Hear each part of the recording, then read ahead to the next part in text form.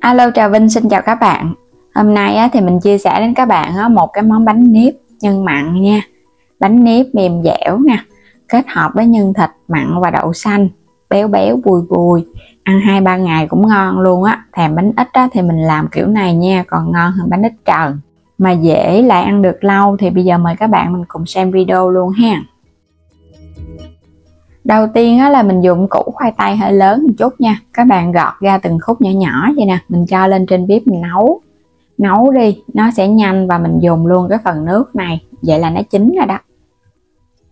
Sẽ cho hết phần khoai tây đã nấu chín vào trong thau lớn để chút mình trộn bột luôn ha. Các bạn sẽ tán ra cho nó nhuyễn nè.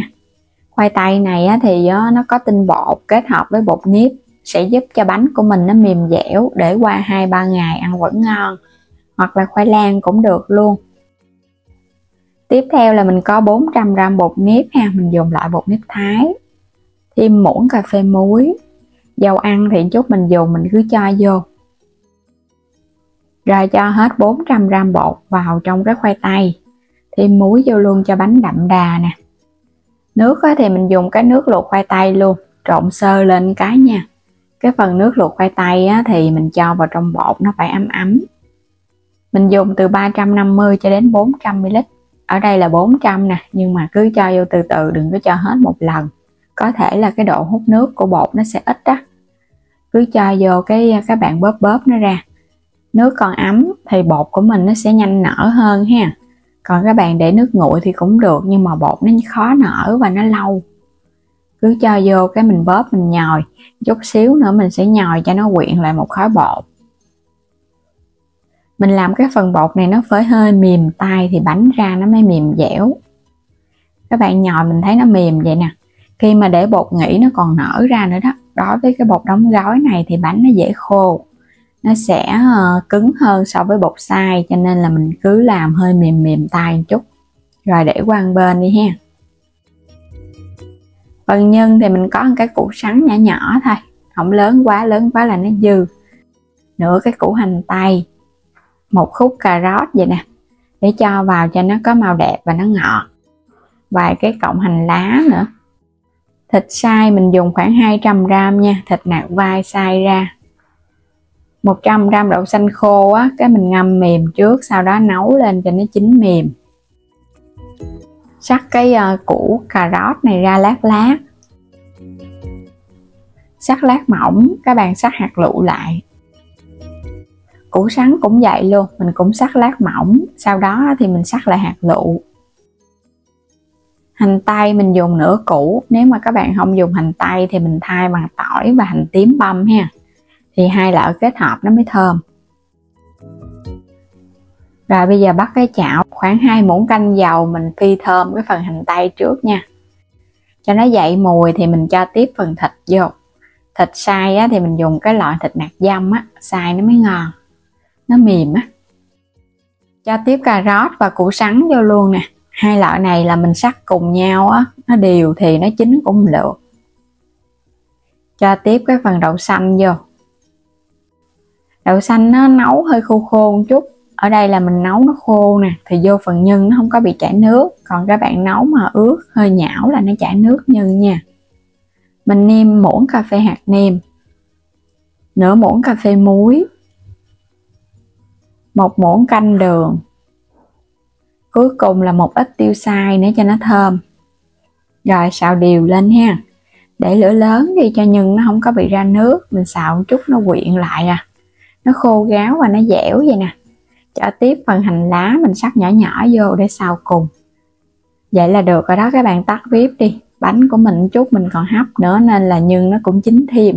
Đừng có xào nhiều quá, nó mất cái độ giòn của củ.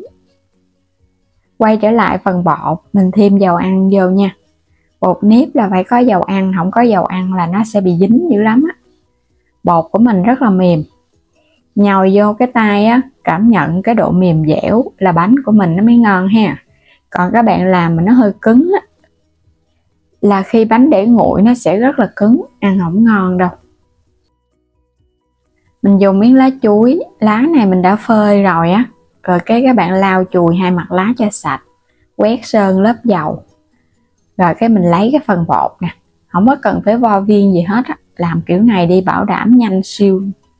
Làm kiểu này rất là nhanh mà cũng gọn gàng nữa. Múc một muỗng nhân cho vào giữa.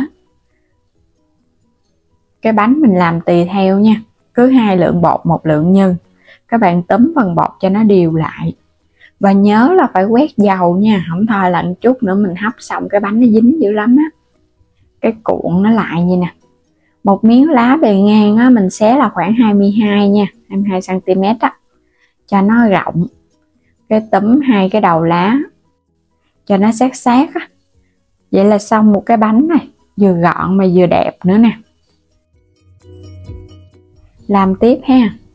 Các bạn cũng làm tương tự vậy đó, nhớ là lá mình phải phơi nắng hoặc là mình trụng qua nước nóng, không thôi là nó dễ bị rách lắm á. Mình làm xong hết rồi nè các bạn. Bắt cái nồi nước sôi để mình hấp bánh thôi à. Sẽ sắp vô. Bánh mình làm kiểu này là nó vừa ăn nè, không có lớn quá đâu. Hấp ở mức lửa trung bình 20 phút nha. Sau 20 phút là bánh nó chín nè. Tại vì bánh nhỏ gọn à. Thơm cái mùi lá chuối, nực nồng luôn. Bánh truyền thống là khi mà hấp xong các bạn sẽ có được cái mùi thơm lá chuối. Gấp ra mình sẽ chờ cho bánh nguội một chút nha.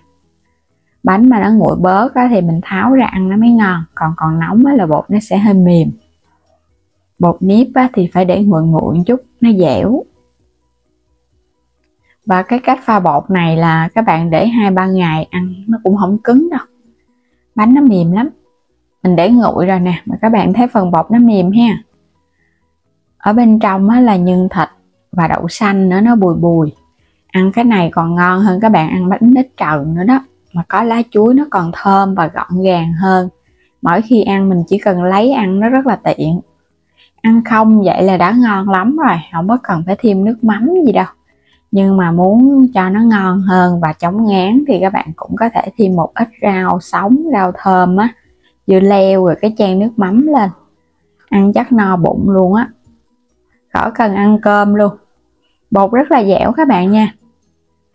Ăn hấp dẫn dữ lắm. Gia vị mình nêm vào trong nhân á, nó vừa ăn vào nó bùi bùi. Phần củ á, thì nó ngọt nữa. Còn cái bánh vậy nè, các bạn cứ để yên ở trong lá nha. Mình để 2-3 ngày ăn vẫn ngon, chứ đừng có tháo ra. Tháo ra là mình để nó sẽ dễ bị khô lớp mặt lắm á. Và đến đây á, thì mình cảm ơn các bạn đã theo dõi hết video của mình ha. Vui lòng đăng ký kênh Alo Trà Vinh và Alo Trà Vinh 2 ủng hộ mình. Và mua thêm các sản phẩm ở trong kênh Alo Trà Vinh ủng hộ mình nha. Xin chào tạm biệt, hẹn gặp lại các bạn ở những video tiếp theo.